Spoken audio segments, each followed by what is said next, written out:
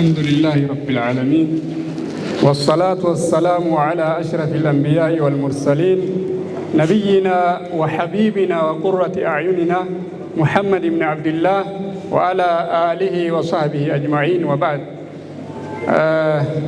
عاسا نما يدت واسه عاصف نهفنه يوم من أفهم لي عاصف نهفنه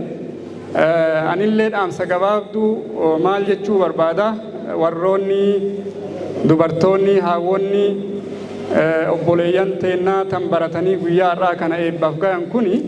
سلب التيمتي كاسجان إدو كنا كانجان سلب التيمتي مال الجناني مدنو إدو تجرا سرتي ماتيو في تجاجلون جرا خدمان أبا والراجرا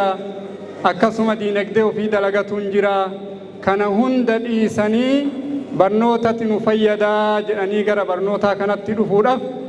أرسا واحد كفلني جران جتشورا كنافو دران درسي إسان بغا غمدن جتشو بربادا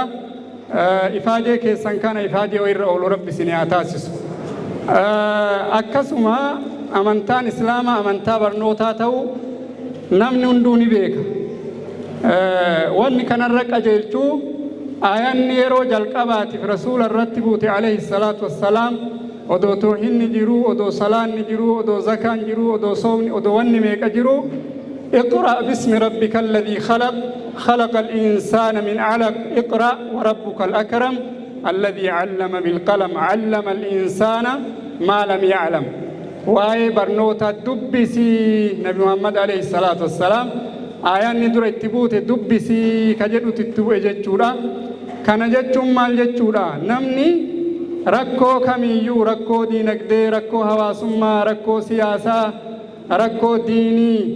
ركو هندا ججيرو كندندو يو برتك أفادا كناف نبي محمد عليه الصلاة والسلام ويت أمتا كانت عالم مرت ربين إرقو يرو جلقبات برنوتت إساجة يجورا كناف نمني ركو جرو ججيرو برباد أما اللي أبدرت قدتو كان برباد برنوتا الرتي هنداي برنوتا براتو ريجورا كنافو وانت جماعان إسلام تربان ديدا دلقا جران كوني برنوتا سن بؤور الرا برسيسو ريجورا ركو كان بؤور الرا ججيرو دا ججورا مالي في دعوة اللي قلونا كما جرو تتاي ركو كان بؤوران ججيرو كان دندو هيكو كان دندو يو قدبوني بران قفادا كوني yoo daawaa godhe namni tokko dhaga'ee yoo gale akka nama dhibame tokkoo fi dawaa dhibee san irraa qabbaneessu itti lash godhu kenneefiti garuu bu'uuraan gadi bu'anii barsiisuu jechuun dhibee san hundeedhaan buqqisanii akka ka'u taasisuudha jechuudha maaliifi wallaalli dhibeedha kana namni martuu itti walii gala maaliif jennaan mallattoon wallaalli dhibee ta'uudha beekumsi fayyaa ta'uudha namni kamiyyuu wallaalaa yoo jedhaniin hin barbaadu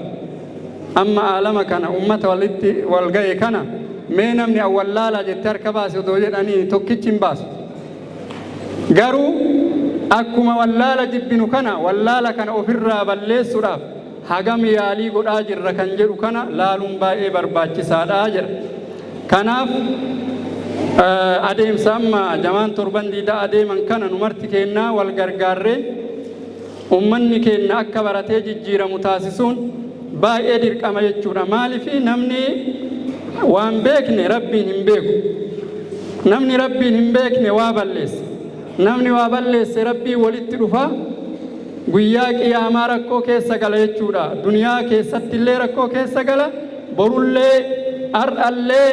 nama ummata irratti ba'aa ta'u ta'a namni barnoota hin qabne ba'aadha amma akka addunyaatti ta'ee akka biyya keenyatti rakkoon guddaan ba'aan guddaan mataa warra waa barateetirra jiru warra hin baratin amma namni rakkoo siyaasaa ka diinagdee ka maalis rakkoon